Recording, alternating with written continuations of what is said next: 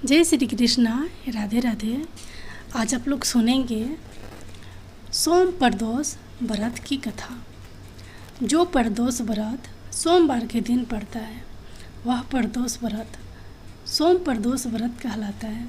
सोमवार को भगवान शिव का दिन माना जाता है, अतः इस दिन प्रदोष व्रत होने से उसकी महत्व और भी अधिक बढ़ जाती है।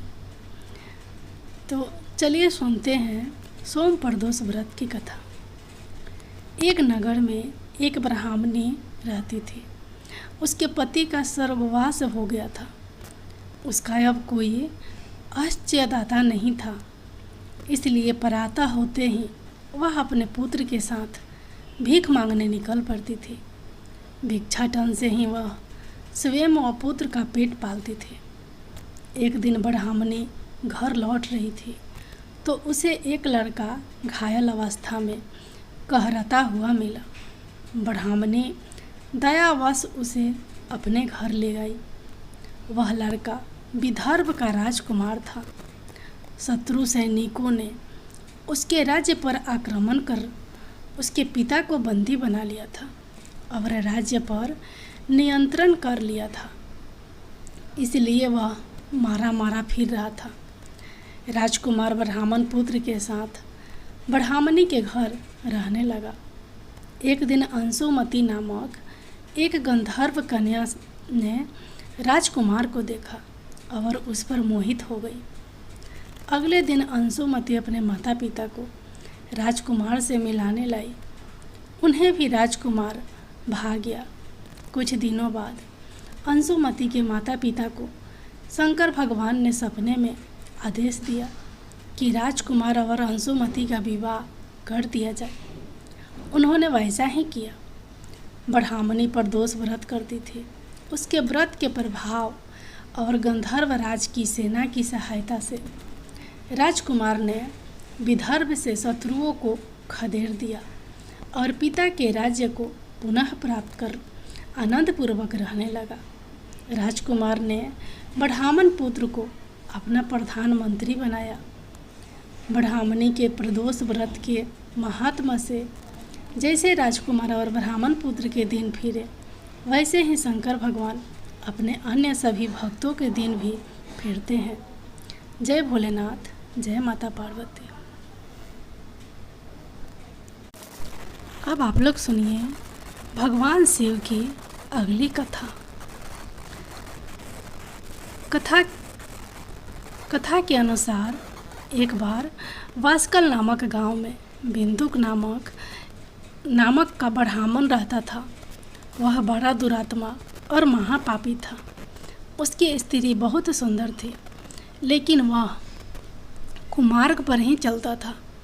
उसकी पत्नी का नाम चंचुला था और वह सैदव धर्म के पालन में लगी रहती थी। इस तरह कुकर्म में लगे हुए उस ब्राह्मण के साथ उसे बहुत वर्ष बीत गए। अपने धर्म के नष्ट होने के डर से कभी भी अपने धर्म से विचलित नहीं हुई, लेकिन उसका पति तो दुराचारी था।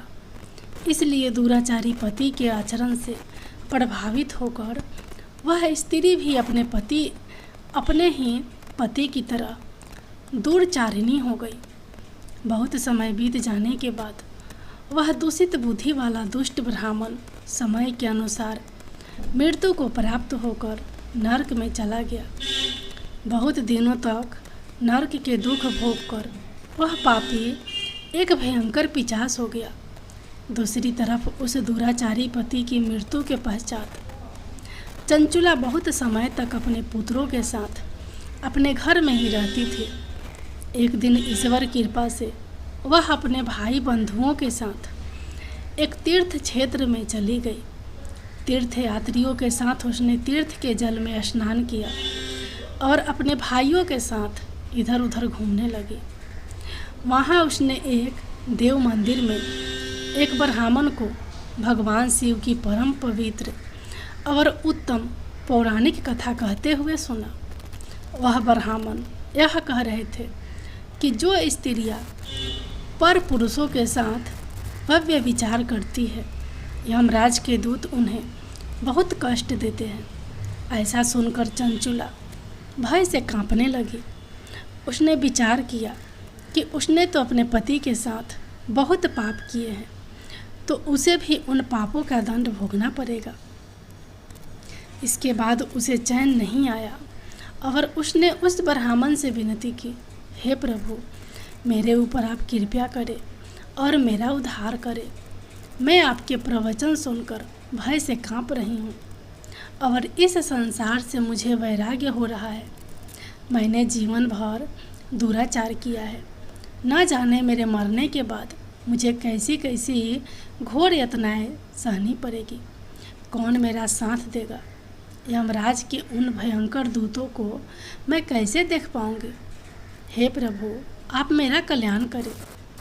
चंचुला के इन वचनों को सुनकर ब्राह्मण बोले, हे चंचुला, यह तो बड़े सौभाग्य की बात है कि भगवान शंकर की कृपा से शिव पुराण की कथा को सुनकर तुम्हारा मन समय पर ही सावधान हो गया।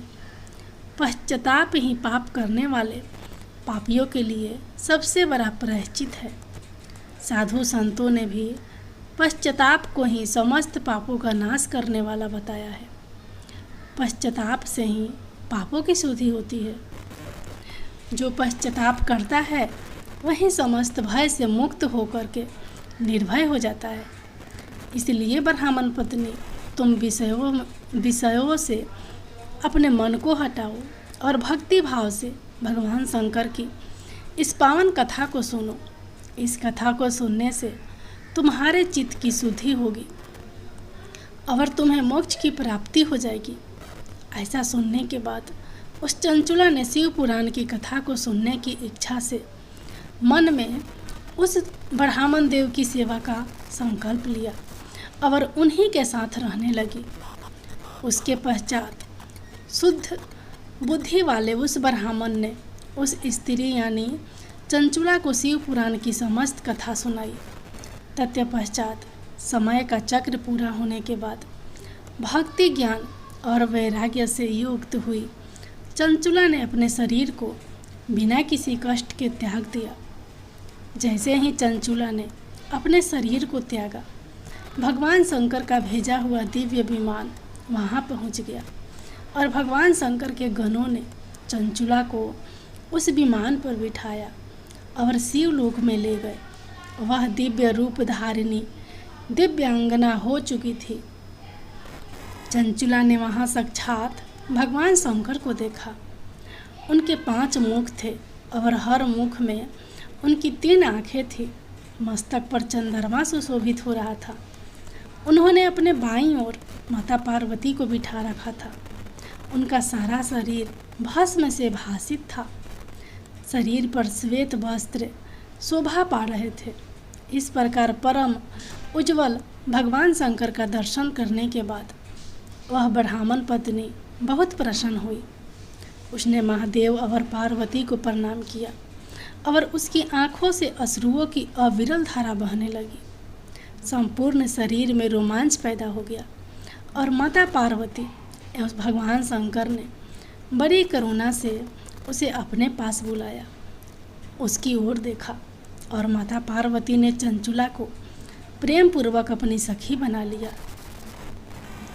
जय भोलेनाथ, जय माता पार्वती।